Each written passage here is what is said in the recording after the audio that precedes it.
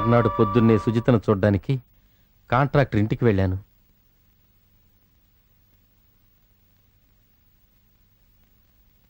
ఎక్కడి నుంచి తీసుకొచ్చారు ఆ పిల్లని?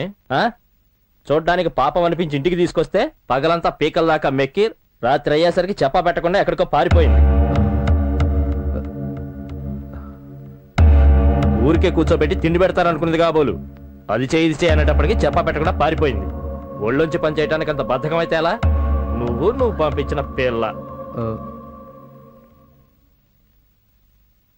నా మనసుకు చాలా బాధ అనిపించింది. ఎవరు ఎన్ని చెప్పినా కూడా నా చెల్లెల్లాంటి సుజిత ఇలా చేసుండదేమో. ఇప్పుడు ఆ పిల్ల ఎక్కడుందా అని మీరు గుచ్చి అడుగుతున్నారు కదా, ఇప్పుడు కూడా చెప్తున్నా, ఆ పిల్ల ఎక్కడుందో నిజంగా నాకు తెలియదు. ఏం చేస్తాం, అనుమానం అంటూ వస్తే మంచివాణ్ణి కూడా కొట్టాల్సిందే. మా డ్యూటీ అటువంటిది. ఏయ్ ఆపో లైసెన్స్ ఉందా? లేదు సార్. అయితే ఏముందా? తీ. వందే ఉంది సార్. తీ. పోరా. చాలా సేపు నుంచి సతాయిస్తున్నాడు సార్. తేవయ్యా. ఎంత ఉన్నారా నీ దగ్గర? 5 రూపాయలు ఉంది సార్. ఇవ్వు 2 సిగరెట్లైనా వస్తాయి. పోరా. ఆదివారం వ్యాపారం చాలా డల్గా ఉంది. వస్తున్నాడు అదే. రే ఆపరా పక్కకి రా. రే బయటికి రా ఏంట్రా చూపు బయటికి రా. ఏదిరా యూనిఫామ్? లాండ్రికేషన్ సార్. యూనిఫామ్ లేకుండా ఇవ్వరా ఇవ్వు అక్కడ ఇవ్వు. పో రేపు కూడా యూనిఫామ్ లేకుండా ఇదే టైంకి రా. వరడు వస్తున్నాడు పెద్ద బారమే. పక్కగా సైడ్ ఆపో. అదే పోనీ స్టార్ట్ చేయి తొందరగా. రే ఆపరా ఆపమ్మా ఆపు. రే బయటికి రా ఆపకుండా పోతావరా నువ్వు? రా బయటికి రా తొందరగా రారా. ఈ రోజు నీ పని అయిపోయింది. ఏ స్టాండ్ వేసి తొందరగా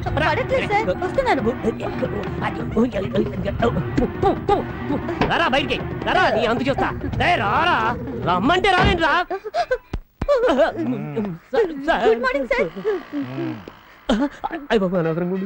ఈ దెబ్బతో నన్ను ఏ నక్సలైట్ ఏరియాకి ట్రాన్స్ఫర్ చేసేస్తాను. చాలా కోపం మీద ఉన్నాడు.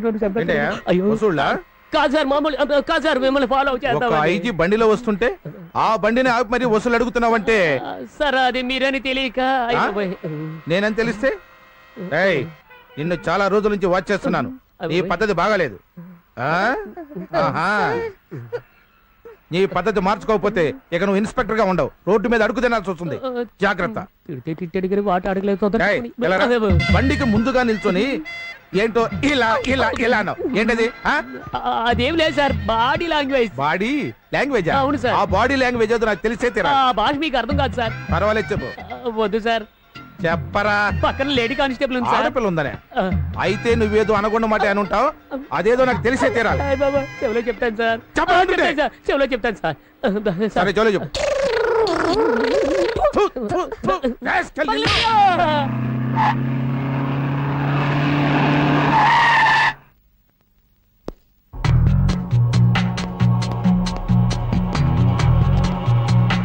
ఈయనేనమ్మా మా కాంట్రాక్టర్. నమస్తే మేడం. ఎక్కడేనమ్మా సుజితను పని కుదిర్చింది?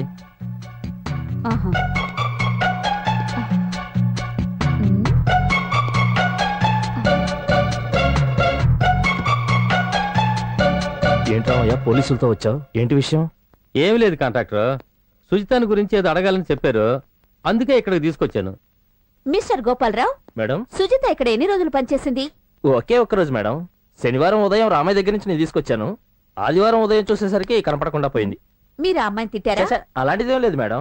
నా వల్ల అమ్మాయికి ఎటువంటి ప్రాబ్లం లేదు. జనరల్ గా నేను ఇంట్లో ఉండేది తక్కువ.